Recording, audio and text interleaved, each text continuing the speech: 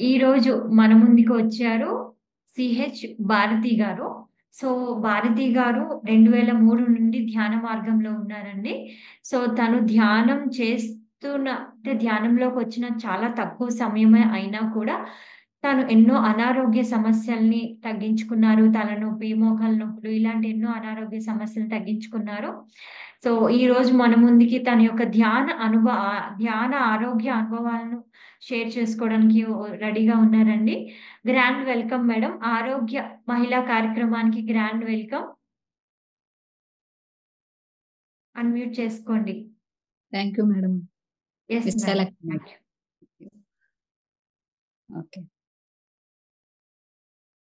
Okay friends, మనందరి గురువు గారైన బ్రహ్మర్షి పితామహ పత్రిజీ గురువు గారికి ఆత్మ ప్రణామాలు చేసుకుంటున్నాను. నా గురువు గారైన నాకు జ్ఞానాన్ని ఇచ్చినటువంటి వంశీ సార్ గారికి, నాకు ఈ అవకాశం ఇచ్చినటువంటి రత్నకుమారి మేడం గారికి, విశాలాక్షి గారికి అందరికి ఆత్మ ప్రణామాలు చేసుకుంటున్నాను. Thank you friends. నేను ధ్యానంలోకి వచ్చి కొంతకాలమే అయినా కూడా నాకున్న శారీరకంగా అనారోగ్య పరంగా వచ్చిన బాధలను రిలీజ్ చేసుకున్నాను ధ్యానం ద్వారా. అంటే నాకు ఫస్ట్ తలనొప్పి అనేది ఉండేది బాగా అసలు. అంటే అంత ముందర మెడిసిన్ వాడేదాన్ని, కానీ అది తగ్గేది కాదనమాట నాకు. అప్పుడు ధ్యానంలోకి వచ్చిన తర్వాత కళల ద్వారా నేను కనెక్ట్ అయ్యి అసలు నాకు ఈ బాధ, ఈ తలనొప్పి అనేది ఎందుకు వస్తుంది అంటే మనకు ఈ కార్యకారణ సంబంధం లేనిది ఏది కూడా మన జీవితంలోకి రాదు కదా ఫ్రెండ్స్. అలాగే నేను నాకు ఈ తలనొప్పి ఎందుకు వస్తుందని నేను నైట్ ధ్యానం చేసి పడుకున్నప్పుడు నాకు కళని చూపించారనమాట. నాకు ఈ తలనొప్పి ఎందుకు వచ్చింది అన్నప్పుడు ఆ కళలో నేను చూసుకున్నాను. అంటే వేరే వాళ్ళకి ఇలా అంటే మనకి భూలోకంలోకి వచ్చేటప్పుడు మనకి భగవంతుడు ఇచ్చి పంపించేది 20% మాత్రమే మనం అనుభవించే దుష్కర్మ. అంటే ఒకానొక జన్మలో మనం 100% వాళ్ళకి ఇచ్చాం. అలా నాకు డ్రీమ్ ద్వారా మాస్టర్స్ ఒక కళనిచ్చారు అక్కడ. ఏమనంటే ఒక అమ్మాయి అన్నమాట, ఒక చిన్న పాపని ఒక మగతను తల పగలగొట్టాడు. అంటే ఆ చిన్న పిల్ల అంటే మాట వింటలేదని చెప్పేసి వాళ్ళ పాపే అన్నమాట. మరి ఆ చిన్న వయసులో అంత కోపం వచ్చినప్పుడు తండ్రికి తల పగలగొట్టంగానే ఆ అమ్మాయికి తల పగిలిపోయి, ఆ అమ్మాయి తల నిండా రక్తం కారి ఎంతో బాధ అనుభవించింది. బాధ అనుభవించి చిన్నతనం కదా తనకి ఏం తెలియదు. ఇప్పుడు మనం పెద్దవాళ్ళు ఉన్నామంటే మనకన్నీ తెలుసు. కానీ మనం కూడా అజ్ఞానంలోకి వెళ్ళిపోయి మాట వింటలేదు అని చెప్పేసి అక్కడ ఆ పాప తల పగలగొట్టాడు తండ్రి. అది నేనే అని నాకు ఆ కళని డీకోడింగ్ చేసుకుంటే నాకు అర్థమైంది. అయితే ఆ పాప చనిపోయిందనమాట. అంటే తర్వాత తండ్రి రియలైజ్ అవుతారు. మరి నేను ఓపికగా సమాధానం చెప్పలేక పిల్లని తీసుకుని ఇలా కొట్టేశాను. ఇలా అయిపోయింది నా పిల్ల అని చెప్పేసి బాధపడి తను ఎంతో వేదనలోకి వెళ్ళిపోతాడు. అప్పుడు ఆ కర్మ అనేది నాకు ఎందుకు వచ్చింది అని అంటే తలనొప్పి అనేది అప్పుడు 100% అంత చిన్న పాపకి తల పగలగొట్టాను. ఇప్పుడు నాకు 20% మాత్రమే పంపించారు భగవంతుడు అని చెప్పేసి దాని విషయంలో ఆ తలనొప్పి నాకు కర్మ ధ్యానం ద్వారా చూసుకొని కర్మ విపాక ధ్యానం ద్వారా నేను దాన్ని ఆ తలనొప్పిని నేను తగ్గించుకున్నాను ఫ్రెండ్స్. అంటే అంతకు ముందల ఎందుకు ఎందుకు అని అనుకునేదాన్ని నేను. నాకెందుకు ఈ తలనొప్పి ఎందుకు వస్తుందని. ధ్యానంలోకి వచ్చిన తర్వాత మనకి అన్ని తెలుసుకోగలిగాను నేను. నాకొచ్చిన ఈ తలనొప్పి కానీ ఏదైనా సరే అలా నాకున్న తలనొప్పిని నేను అనారోగ్యాన్ని రిలీజ్ చేసుకున్నాను. తర్వాత నాకు కాళ్ళల్లో ప్రెషర్ పాయింట్స్ దగ్గర ఆనలు అనేవి వచ్చినాయి ఫ్రెండ్స్. అలా ఆనలు వచ్చినప్పుడు నేను ధ్యానంలోకి వచ్చిన తర్వాత సర్జరీ చేయించుకున్నాను. నా కాళ్ళకి 3 ఆనలు ఉన్నవి. అంత ముందల అసలు నేను నడవలేకపోయేదాన్ని. అంటే ఎంత వెతికినా కూడా ఇది సర్జరీ చేసినా మళ్ళీ వస్తాయి. దాన్ని మళ్ళీ రిమూవ్ చేయించుకుంటూ ఉండాలి అని చెప్పేసి అన్నారు డాక్టర్లు. సర్లే అని నేను చేయించుకోలేదు. అలాగే నడుస్తూ ఉండేదాన్ని. ధ్యానంలోకి వచ్చిన తర్వాత అవి రిమూవ్ చేయించుకున్నాను. ఒకటి బాగా పెయిన్ వస్తుంటే చూద్దాంలే అని చెప్పేసి. ఒక 1 ఇయర్ పాటు నాకు నొప్పి రాలేదు ఫ్రెండ్స్ తీసిన తర్వాత. మళ్ళీ నొప్పొచ్చింది. వచ్చిన తర్వాత ఆ పెయిన్ అనేది ఇంక తట్టుకోలేక ఇది కూడా ఏదో కారణం ఉంటది.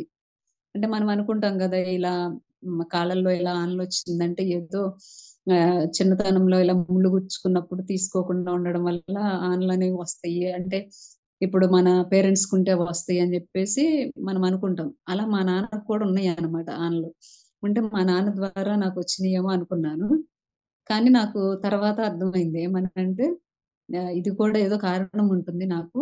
ఈ కాళ్ళల్లో ఆనలు కూడా అని జెప్పేసి నేను ప్రశ్న వేసుకొని నైట్ కర్మ ధ్యానం చేసి పడుకున్నాను. పడుకున్నప్పుడు నాకు అక్కడ కలను చూయించారు. ఒక 14 సంవత్సరాల పాప ఒక దున్నపోతుని తీసుకొచ్చి మెట్లెక్కిచ్చాలని. అంటే ఒక బాబొచ్చి అడుగుతున్నాడనమాట అక్కడ. ఏమనంటే, "నాకిది ఇవ్వు, నాకు కావాలి దున్నపోతుని" అని అడుగుతున్నాడు. అడుగుతున్నప్పుడు ఆహ్, ఆ పాప అంటుంది 14 సంవత్సరాల పాప.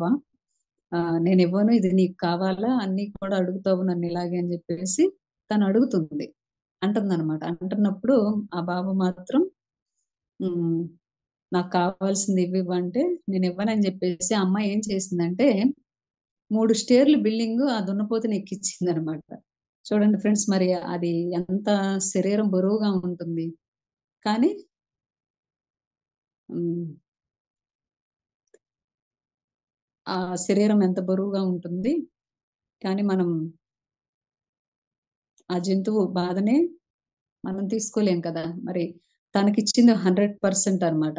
ఇక్కడ నేను అనుభవిస్తున్న కాళ్ళు ఎక్కడ ఒక మూలన 3 ప్రెషర్ పాయింట్స్ దగ్గర ఆనలొచ్చినియి. అది మరి నేను తట్టుకోలేక నేను ఇంక భగవంతుడిని నిందిస్తూ ఇదేంటి నాకెందుకొచ్చింది ఈ కర్మ అని నేను అనుకుంటూ ఉన్నాను గదా! ఆ కల్లో ఆ పాప 3 స్టేర్‌లు బిల్డింగ్ ఎక్కిచ్చిన తర్వాత, ఆ పైకెళ్ళిన తర్వాత, ఇంకా ఆ బాబు నన్ను అడగడని జెప్పేసి ఆమె అనుకుంటూ ఉన్నప్పుడు, బాబు అక్కడ కూడా పక్క బిల్డింగ్‌లోకొచ్చాడు. వచ్చి అడుగుతున్నాడు. "నాకివ్వవా? నాకివ్వవా? అది చాలా బాగుంది గదా!" అని. మరి చిన్న పిల్లలు కదా! వాళ్ళు అలా అంటారు గదా! "అయితే ఇక్కడికి కూడా వచ్చేసావా నువ్వు? నేనివ్వను" అని తనంటుంది. అప్పుడు ఇప్పుడున్న చైతన్యం అంటే ఇప్పుడున్న నేను అక్కడ అంటున్నాను, "అది నువ్వేం చేసుకుంటావు? ఇచ్చేసేయి" అని జెప్పేసి నేనంటున్నాను. అంటుంటే, నువ్వలాగే అంటావులే. అన్నీ ఇచ్చేయి, ఇచ్చేయి అంటావు" అని జెప్పేసి ఆ పాప అంటుందనమాట. నాకప్పుడు అర్థమైంది. ఒకానొక జన్మలో నేను అలా ఉండి, ఆ యొక్క ఆ జంతువుకి అంత బాధనిచ్చాను. అందుకని నాకు ఈ ఆనం వచ్చిందని జెప్పేసి నేను కర్మ విపాక ధ్యానం చేసుకున్నాననమాట.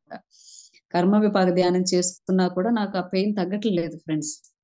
తగ్గకపోతుంటే నేనింకా అసలెందుకు తగ్గట్లేదు అని జెప్పేసి మళ్ళీ నైట్ ధ్యానం చేసి మాస్టర్స్‌ని అడిగాను. మాస్టర్స్ నేను ఇలా కర్మ విపాక ధ్యానం చేసుకొని ఇలా క్షమాపణ చెప్పుకున్నాను ఆమెకి. ఆ జంతువుకి నేను అయినా కానీ నాకెందుకు తగ్గట్లేదు అనంటే, అది నువ్వు ఆత్మపరంగా బాగా అనుభవించాలని తెచ్చుకున్నావు. కాబట్టి నిరంతరం కళ్ళు తెరిచున్నప్పుడు కూడా నువ్వు మీరు దాన్ని గుర్తు చేసుకొని ఆ జంతువు పడిన బాధను గుర్తు చేసుకొని, క్షమాపణ నిరంతరం చెప్పుకుంటూ ఉండండి. మీకు తెలియకుండానే పెయిన్ తగ్గిద్దని జెప్పేసి నాకు కలలో నాకది చూయించారు ఫ్రెండ్స్. చూయించినప్పుడు నిజంగానే అలాగే కళ్ళు తెరిచున్నప్పుడు గూడా నిజమే కదా! ఆమె అంత ఎత్తు ఎక్కిచ్చాను కదా! ఆ జన్మలో. అంటే మనం అనుకుంటాం మానవ జన్మ ఇదొక్కటే ఇదే ఆఖరి జన్మ అనుకుంటాం. కానీ ఇలాంటి జన్మలు మనం గత జన్మల్లో ఎన్నో పొంది ఉన్నామని నేను ధ్యానంలోకొచ్చినాక ఇప్పుడు ఆ పాప రూపంలో చూసుకున్నాను ఫ్రెండ్స్. ఆ తర్వాత క్షమాపణ చెప్పుకుంటూ ఉండేదాన్ననమాట నిరంతరం. చెప్పుకుంటూ ఉన్నప్పుడు తను ఇక నాకు తెలియకుండానే నాకస్సల తెలియకుండానే నొప్పనేది తగ్గిపోయింది ఫ్రెండ్స్.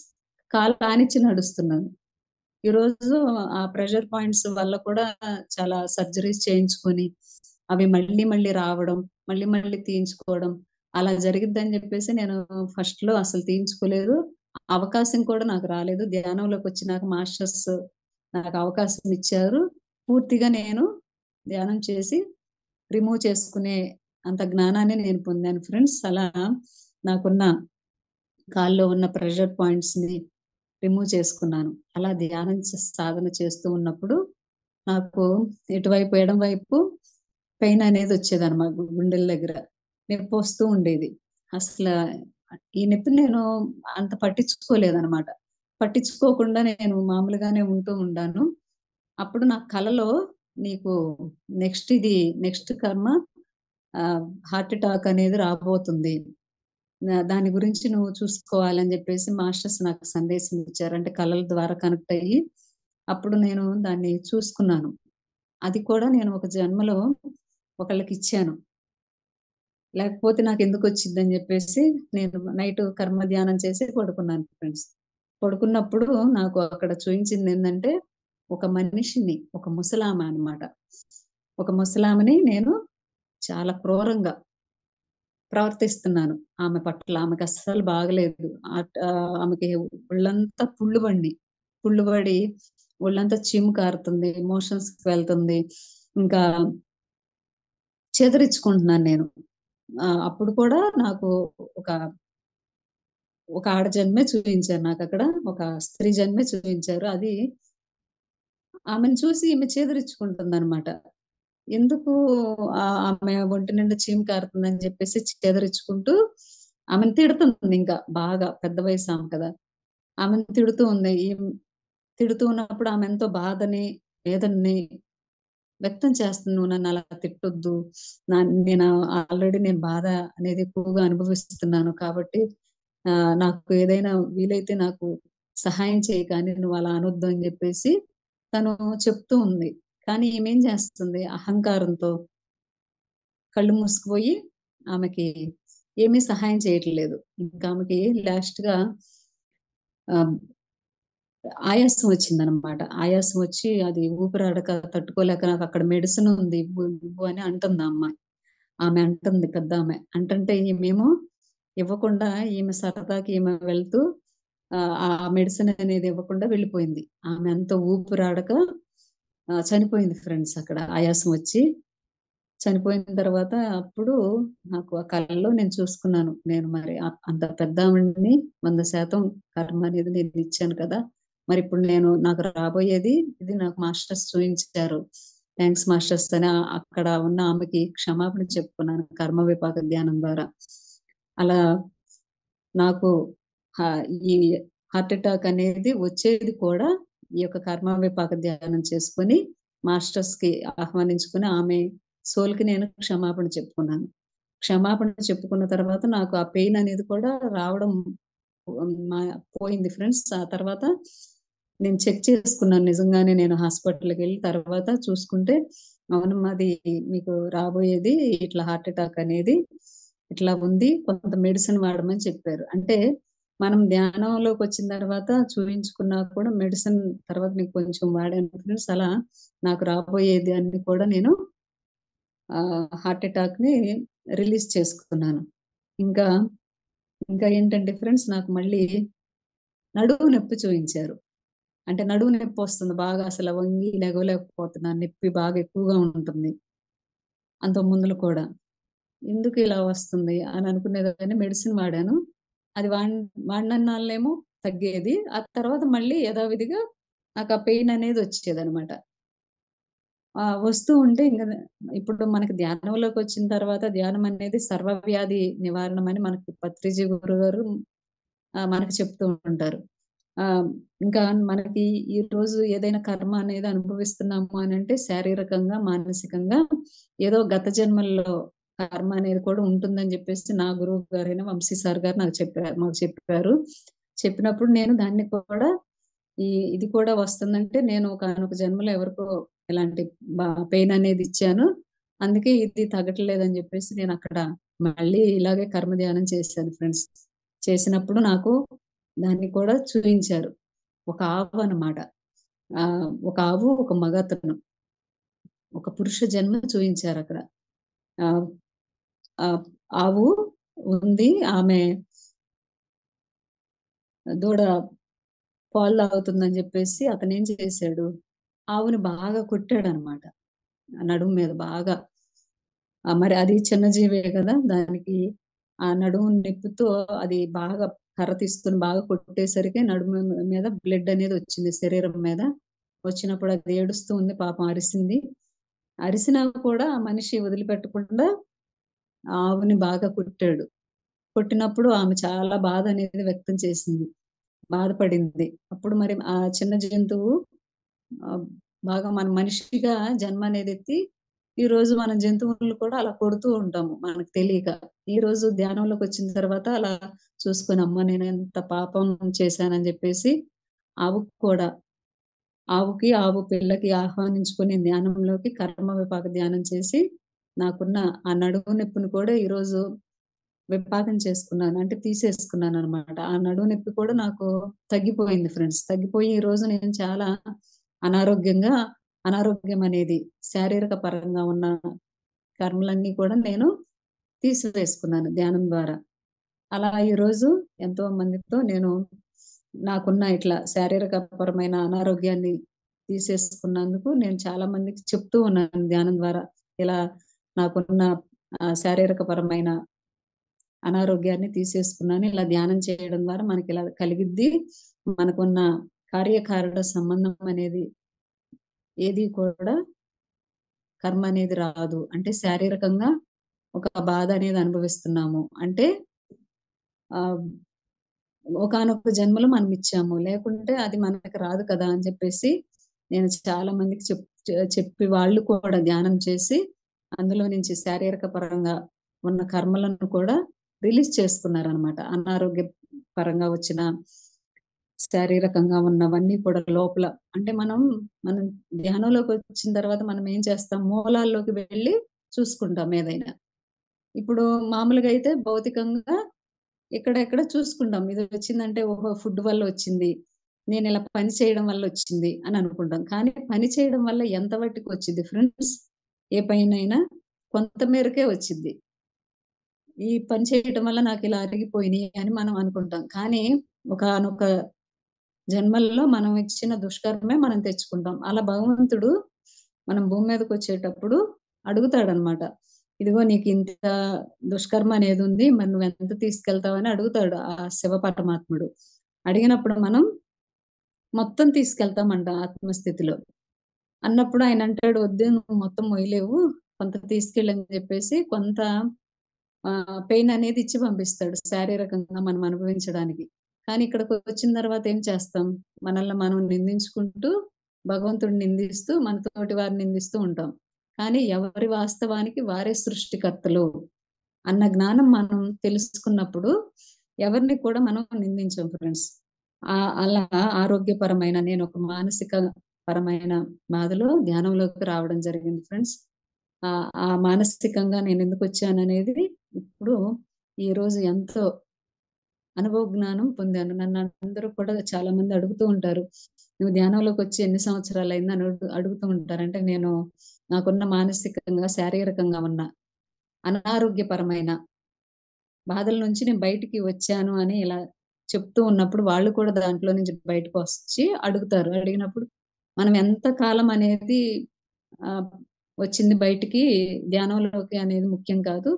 మన సాధన అనేది అంతే అంతరంగా, బాహ్యంగా ఎలా ఉన్నామో, మన ఆలోచనలు ఎలా ఉండాలి అనే దాన్ని బట్టి నేను చేసుకుంటూ వచ్చాను. అలా నాకున్న అనారోగ్యపరమైన కర్మలను రిలీజ్ చేసుకొని, ఈరోజు చాలా మందికి జ్ఞానాన్ని బోధిస్తూ చాలామంది అందులో నుంచి అనారోగ్యంగా బాధపడుతున్నటువంటి వారిని ఆహ్, ఈ ధ్యాన సాధన ద్వారా బయటికి తీసుకొచ్చి వాళ్ళు ఆ కర్మలను రిలీజ్ చేసుకొని, అంటే మనం మూలాల్లోకెళ్ళి కర్మలను చూసుకోవాలని మనకి కృష్ణ భగవానుడు కూడా భగవద్గీతలో చెప్పారనమాట.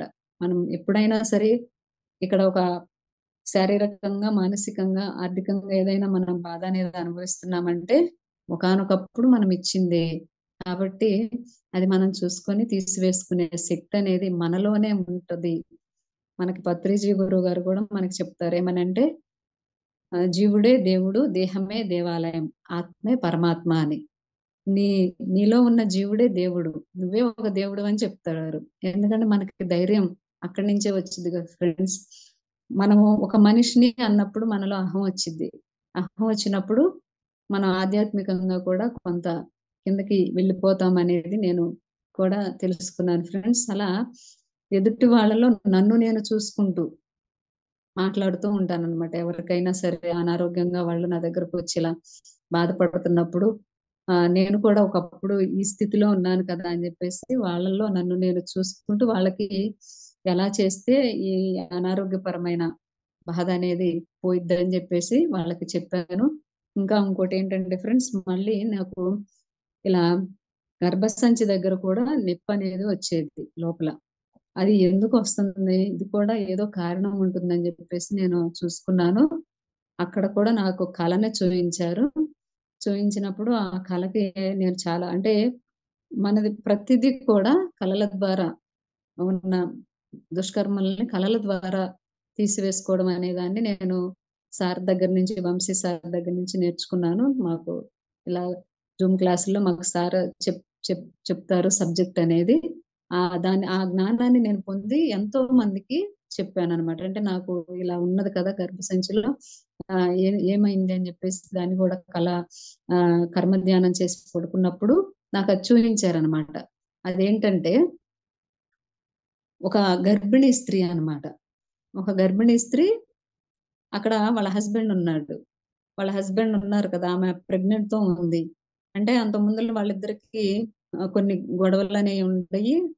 ఆమెకి ప్రెగ్నెంట్ రావడం, ఆమె ప్రెగ్నెంట్ కడుపుతో ఉండడం. ఉన్నప్పుడు అతనేం చేశాడంటే, ఈ బిడ్డ వద్దు నాకు తీసేయించుకో అంటే, మరి తల్లి మనసు అట్లా తీసేసుకోదు గదా! అప్పుడు నేను లేదు, నేను ఉంచుకుంటాను, నేను చూసుకుంటాను పుట్టేవాళ్ళని జెప్పేసి ఆమె అంటుంది.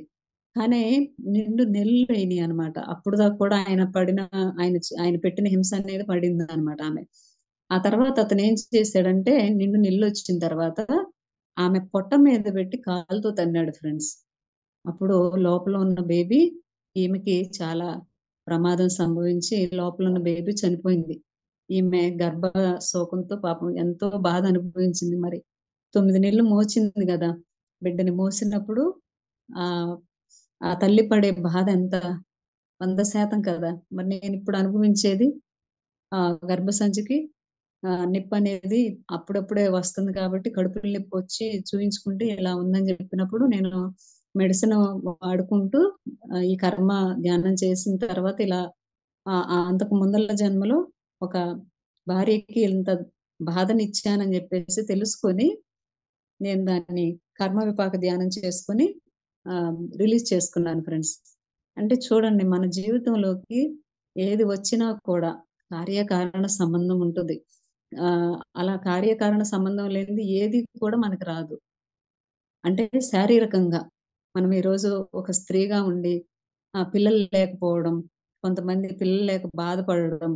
ఎందుకు అనంటే దాన్ని కూడా పిల్లలు లేకుండా నువ్వెందుకు ఇలా బాధపడుతున్నావంటే ధ్యానం సాధన చేసి ఇలా చూసుకొని కళల ద్వారా కనెక్ట్ అయ్యి, ఓహ్! నేనిలా చేశాను ఒకానొక జన్మలో అందుకే నాకు పిల్లలు లేరు అని జెప్పేసి నా దగ్గరికి కొంతమంది కౌన్సెలింగ్‌కొచ్చిన వాళ్ళకి నేను ఈ కర్మ ధ్యానం చేయించి ఇలా విపాకం చేసుకున్న తర్వాత వాళ్ళకి పిల్లలు కూడా పుట్టడం జరిగింది ఫ్రెండ్స్. అలా ఎన్నో అనుభవాలతో నేను వచ్చిన సంవత్సరంలోనే ఒకళ్ళకి అలా జరిగిందనమాట. అంటే పిల్లలు లేకపోతే అసలేంటని జెప్పేసి అంటే ప్రకృతి మనం సేవ చేయడానికి సిద్ధంగా ఉన్నప్పుడు భగవంతుడు ఏదో రూపకంలో మనకి సేవననేది ఇస్తారనమాట. ఈరోజు నేనిక్కడ అసలు నాకు ఈ అవకాశం వచ్చిద్దని కూడా అనుకోలేదు. అంటే నేను శారీరకంగా అనారోగ్యపరమైన కర్మలను చూసుకొని, వాటిని విపాకం చేసుకొని ఇక్కడికొచ్చి చెప్తానని కూడా అనుకోలేదు. నాకు రత్నకుమారి మేడం కూడా పరిచయమయ్యారు. మేడం కూడా నాకు చెప్పారనమాట. ఇలాంటియన్నీ కూడా అందరికి తెలిస్తే ధ్యానంలో అందరూ కూడా చూసుకొని చేసుకుంటారు అని జెప్పేసి మేడం నాతో కూడా చెప్పారు. అవకాశం నాకు విశాలాక్షి మేడం గారు ఇప్పిచ్చారు. అలా అంటే మెడిసిన్ ఇప్పుడు మనం ఒక అనారోగ్యంగా, శారీరకంగా బాధ అనేది అనుభవిస్తున్నప్పుడు మెడిసిన్ పవర్ కూడా తగ్గించుకుంటూ, ధ్యానం చేసుకుంటూ, మనకున్న శారీరక పరమైన అనారోగ్య బాధల నుండి ఆహ్, రిలీజ్ అవ్వచ్చు ఫ్రెండ్స్. అంటే నేను ఎక్స్‌పీరియన్స్ పొందాను కాబట్టి మీ అందరికి నేను చెప్పగలుగుతున్నాను. లేకపోతే నేను కూడా చెప్పలేను ఫ్రెండ్స్. ఆహ్, ఎందుకంటే అనుభవ జ్ఞానం ఎప్పుడూ కూడా మనం వినాలని పత్రిజీ గురువుగారు చెప్తారు. నాకు మా గురువుగారైన వంశీ సార్ గారు గూడా అలాగే చెప్తారు. ఏమనంటే ఎదుటి వాళ్ళ అనుభవం మనం వినగలగాలి. విన వినినప్పుడు వాళ్ళ యొక్క అనుభవంలో నుంచి మనకు జ్ఞానం అందిద్ది. అందులో నుంచి ఏదో ఒక పాయింట్ మనం తీసుకొని మనం పాటిస్తాము. అందుకే పత్రిజీ గురుగారు గూడా మనకెక్కడికెళ్ళినా కూడా అంటారు. అందరిని మీ అనుభవాలు చెప్పండి. ధ్యానంలో వచ్చిన అనుభవాలు చెప్పండి. మీకు అన్ని కళల ద్వారా మీరేం పొందారో చెప్పండి అని మనకి గురువులు, ఎందరో గురువులు జ్ఞానపరంగా ఈ సృష్టిలో అనారోగ్యపరంగా శారీరకంగా ఉన్న కర్మలను కూడా రిలీజ్ చేసుకోవడం. ఒక మనిషికి క్యాన్సర్ వచ్చిందంటే ఆ క్యాన్సర్ ద్వారాను క్యాన్సర్ లో నుంచి కూడా బయటకు వచ్చే అంత శక్తి ధ్యానంలో ఉందని చెప్పేసి ఈరోజు మనమంతా కూడా ఇక్కడ కూర్చొని ఈ యొక్క జ్ఞానం అనేది తీసుకుంటున్నామంటే మనకున్న గురువులు ఆధ్యాత్మికంగా ఎంత మందో గురువులు ఈ జ్ఞానం మనందరికీ అందించారు. మనమే దేవుళ్ళం అని చెప్పేసి పత్రిజీ గురువు గారు మనకి ఎప్పుడు చెప్తారు. అందుకే మన నోట్లో నుంచి వచ్చే మాట కూడా చాలా ఎరుకుతో ఉండాలి. నోటిలోని మాట నుదుటి మీద గీత అయింది. అందుకే మౌనంగా వినండి ఎవరి మాటలైనా సరే. అంతేకాని తొందరపడి మాట్లాడొద్దు అని చెప్పేసి మన మాటల ద్వారా కూడా మనుషుల్ని హింసించాను అక్కడ పెద్ద ఆమెని. మరి ఆమెకి అప్పుడు అజ్ఞానం అన్నమాట. ఈ రోజు ఇంత జ్ఞానం పొంది ఇంతమందికి చెప్పగలుగుతున్నాం అంటే ఒకానొక జన్మలో మనం అంత మూర్ఖంగా ఉండబట్టే కదా ఈ రోజు శారీరక పరమైన కర్మ అనేది అనుభవిస్తూ మనం ధ్యానంలోకి రావడం కూడా జరుగుతుంది ఫ్రెండ్స్. కార్యకారణ సంబంధం లేనిది ఎవరికి ఏది రాదని నేను ధ్యానంలోకి వచ్చి ఈ అనుభవం అనేది పొందాను ఫ్రెండ్స్. ఈ అనుభవ జ్ఞానం నాకు పంచుకోవడానికి అవకాశం ఇచ్చినటువంటి ఆ విశాలాక్షి మేడం గారికి నా ఆత్మ ప్రణామాలు. నా గురుదేవులైన వంశీ సార్ గారికి, పత్రిజీ గురు గారికి వేల వేల కృతజ్ఞతలు friends. Thank you so much madam. Thank you ma'am. చాలా వండర్ఫుల్ గా చెప్పారు. అవును, కరెక్ట్. ఎందుకంటే మన కర్మలే మన అనారోగ్య రూపంలో కూడా మనకు వస్తూ ఉంటాయి. పత్రి సార్ కూడా ఎప్పుడు చెప్తూ ఉంటారన్నమాట. రోగాలే మనం చేసే పాపాలే మన రోగాలు అని చెప్పేసి. ఇప్పుడు చాలా మంది ఆ కోడి కాలు కావాలి, లేకపోతే తలకాయ కావాలి, గుండెకాయ కావాలి అని చెప్పేసి, నాకు లివర్ కావాలి అని చెప్పి చాలా వీడియోస్ అన్నమాట. లివర్ ఎంత బాగుందో, ఈ కాలు ఎంత బాగుందో, చెయ్యి ఎంత బాగుందో, మెడకాయ ఎంత బాగుందో, గుండెకాయ ఎంత బాగుందో, లేకపోతే గుండెకాయ తింటే ఈ ప్రోటీన్స్ వస్తాయి, లేకపోతే తలకాయ తింటే ఈ ప్రోటీన్స్ వస్తాయి అని చెప్పేసి. సో అంటే వాటిని కూడా ఎంతో ఏమంటారు ఎక్స్పోజ్ చేస్తా మళ్ళీ ఫ్రెష్ చికెన్ అంట. అసలు ఒక కోడిని చంపి తినడమే అది కర్మ. మళ్ళీ దాన్ని ఫ్రెష్ చికెన్ అని చెప్పి మళ్ళా బోర్డులు తగిలించి మరి అమ్ముతూ ఉంటారు చాలా మంది. అంటే వాళ్ళకి తెలియట్లేదు అజ్ఞానంతో కొంతమంది తెలిసి తప్పు చేస్తారు, కొంతమంది తెలియక తప్పు చేస్తూ ఉంటారు. సో అజ్ఞానంతో ఎవరైతే కోడి కాలు బాగుందని, లేకపోతే లివర్ బాగుందని, లేకపోతే ఈ గుండెకాయ బాగుందని ఇలా తింటా ఉంటారో వాళ్ళకి ఖచ్చితంగా కర్మలనేవి వస్తూనే ఉంటూ ఉంటాయి. అది మనకి తెలీదు. ఇప్పుడు మీరు ఎగ్జాంపుల్ చెప్పారు. గత జన్మలో నేను అలా చేశాను కాబట్టి నాకిప్పుడు హెడేక్ వచ్చింది. సో ఎవరైతే ఈ యానిమల్స్ అన్నిటిని చంపి తింటుంటారో వాళ్ళకి ఖచ్చితంగా కర్మ అనేది వస్తుంటది. చాలా మంది వాళ్ళకి తెలియట్లేదు హ్యాండిక్యాప్డ్‌గా పుడుతుంటారు. లేకపోతే మధ్యలో యాక్సిడెంట్ అయ్యి కాళ్ళు విరిగిపోవడం, లేకపోతే చాలా మందికి హార్ట్ ప్రాబ్లమ్స్ వస్తూ ఉంటాయి. అంటే మన శరీరకంగా ఎన్నో అనారోగ్య సమస్యలొస్తాయి. దానికి మనమేమనుకుంటాం, అరే లేకపోతే సరిగ్గా ఫుడ్ తీసుకోకపోవడము, లేకపోతే దీనివల్ల జరిగింది, లేకపోతే మోకాలు నొప్పులొస్తున్నాయి. మరి మోకాలు నొప్పులు ఎందుకొస్తాయి? కోడి కాలు ఇరిచి తింటే వస్తాయి. సో, కాలు ఫ్రాక్చర్ అయిందని, ఇట్లా చాలా రోగాలు అంటే చాలా అనారోగ్య సమస్యలు వస్తున్నాయన్నమాట. దానికి కారణం వాళ్ళకి తెలీదు. కాకపోతే మనం ఎంత చెప్తున్నాము అంటే శాకాహార ర్యాలీలు పెట్టి ఇవన్నీ చెప్తూనే ఉన్నాం మనం. అరే మాంసాహారం తినొద్దు, తినొద్దు, తినొద్దు. ఎందుకంటే ఆ జంతువు తినేది కూడా శాకాహారమే గదా! అవి మాత్రం ఏం తింటుంది? మరి అవి తింటే ప్రోటీన్ బలం వస్తాయంటే అది డైరెక్ట్‌గా అవి ఏం తింటుంది? గింజలు, ధాన్యాలే గదా తింటుంది. అవి కూడా మనం డైరెక్ట్‌గానే తినొచ్చు. సో, అంటే నిజంగానే ఎగ్జాక్ట్‌లీ మేడం మీరు ఈరోజు ఏదైతే చెప్పారో ఖచ్చితంగా. కాకపోతే ఇప్పటి రోజులు ఇప్పుడు ఉన్న సత్యయుగంలో ఏమంటే ఆహ్, ఏ చోటి కర్మ, ఏనాటి కర్మ ఆనాడే అన్నట్టు ఇప్పుడు కర్మ ఇప్పుడే అనుభవిస్తూ ఉన్నారు చాలా మంది అనారోగ్య సమస్యలతో. పత్రిజీ గారు అది కూడా మనకి పాట కూడా ఉంది. ఏనాటి కర్మ ఆనాడే అనేసి చెప్పేసి. ఇప్పుడు సత్యయుగం మొదలైంది గాబట్టి ఇప్పుడు ఖచ్చితంగా మనకి ఈ ఈ రోజుల్లో ఇప్పుడు ఈ కర్మకు నువ్వు కోడికాలు తిన్నావు అంటే దానికి నెల రోజుల్లోనో, ఒక సంవత్సరంలోనో ఖచ్చితంగా ఫలితం అనుభవించి తీరాల్సిందే. అది మనకే తెలీదు. కానీ ఇది జరిగింది, దీని వల్ల జరిగిందని అనుకుంటాం. లేకపోతే అవేర్‌నెస్ లేక రోడ్ క్రాస్ చేస్తుంటే యాక్సిడెంట్ అయిందనో, లేకపోతే అజాగ్రత్తతో అయిందనో మనం అనుకుంటాం. కానీ కర్మ నువ్వెక్కడైతే ఏ కోడి కాలైతే తిన్నావో, ఏ కోడి లివర్ బావుందని తిన్నావో, ఖచ్చితంగా అది నీకు ఇక్కడ ఎఫెక్ట్ పడింది ఖచ్చితంగా. సో, అలా జరుగుతూ ఉంటుంది. చాలా వండర్‌ఫుల్‌గా చెప్పారు madam. It's really wonderful. So, మన శ్వాసే మన గురువు. మనం ఎప్పుడైతే సార్ ఎప్పుడు చెప్తూ ఉంటారు కూర్చోవాలి, కూర్చోవాలి, కూర్చోవాలి అని చెప్పేసి. అంటే కూర్చోవాలి అంటే ధ్యానం చెయ్యాలి. మనం ఎక్కువ ఎంత సాధనైతే చేస్తామో కర్మలు జ్ఞానాగ్ని దగ్ధ కర్మాణం అనన్నారు. ధ్యానార్థి గాదు. జ్ఞానాగ్ని అంటే భగవద్గీతలో మనకుంటుంది. అంటే ఎప్పుడైతే ధ్యానం చేస్తామో, ధ్యానం ద్వారా జ్ఞానం వస్తుంది. ఎలాంటి జ్ఞానం వస్తుంది? ఎలాంటి తప్పులు చేయకూడదు, ఎలాంటి బ్యాడ్ కర్మలు చేయకూడదు, ఏది తినాలి, ఏది తినకూడదు, ఇలాంటి జ్ఞానం మనకొస్తుంది. ఎప్పుడైతే మనకి జ్ఞానం వస్తుందో, అప్పుడు కర్మలన్నీ దగ్ధమవుతాయి. సో, జ్ఞానాగ్ని దగ్ధ కర్మాణం. ధ్యానం చేస్తూ జ్ఞానాన్ని పెంచుకొని, మన కర్మల్ని మనం ఎప్పటికప్పుడు దగ్ధం జేసుకోవాలి. అంటే ఈ కర్మల్ని పెంచుకుంటూ వెళ్ళకూడదు. కర్మల్ని దగ్ధం చేసుకోవాలి. ఇలాంటి మంచి వాక్యాలు, ఇలాంటి చక్కని జ్ఞానాన్ని ఇచ్చే గురువులు మనకి ఎప్పుడు దొరకరండి. పత్రి సార్ ఎప్పుడు చెప్తుంటారు, "నేను మీ గురువుని కాను" అని చెప్తూ ఉంటారు. ఫ్రెండ్‌ని అని చెప్తుంటారు. ఎందుకంటే ఎవరికి ఎవరు గురువు కాదు. మన శ్వాసే మన గురువు. మన గురువు మన దగ్గరే ఉన్నప్పుడు ప్రతిరోజు మనం ధ్యాన సాధనకి ఎంత సమయాన్ని ఇస్తున్నాం అన్నది కూడా చాలా ఇంపార్టెంట్. మనం ఎలాంటి విషయాలకి సమయాన్ని ఇస్తున్నాము అనేది మనం చెక్ చేసుకోవాలి. పక్క అవును. వాళ్ళతో అనవసరమైన విషయాలకి మనం చర్చిస్తున్నామా? లేకపోతే మన సాధనకు మనం ఇస్తున్నామా? పత్రి సార్ ఎప్పుడు చెప్తూ ఉంటారు. ఏంటంటే, మనం పొట్ట నిండా తినేయాలనుకుంటాం. అక్కర్లేదు. పొట్టకి సగం మాత్రమే తినాలి. సగం నీ కొంచెం నీళ్ళు, కొంచెం ఫుడ్డు, కొంచెం నీళ్ళు, ఇంకొంచెం ధ్యాన సాధనకి. అలా మన శరీర భాగాన్ని మనం బ్యాలెన్స్ చేసుకోవాలి. మనం ఆకలేస్తే మనకు తెలియకుండానే కొంతమంది టీవీ చూస్తూ ఎంత తింటారో వాళ్ళకే తెలీదు. సో, అబ్బా! పొట్ట ఫుల్ అయిపోయిందనుకుంటారు. సో, ఇంత. ఎంత తినాలి? ఇంత. ఇంత నీళ్ళు. ఇంత ఇంకొంచెం ఎనర్జీకి ఆ స్పేస్‌ని ఇవ్వాలి మనం. ఎప్పుడైతే పొట్టకి ఆ స్పేస్‌ని ఇస్తామో, మన శరీర భాగంలో అన్నీ కరెక్ట్‌గా పనిచేస్తాయండి. సో, మన శరీరాన్ని కాపాడుకోవాల్సిన బాధ్యత మనదే.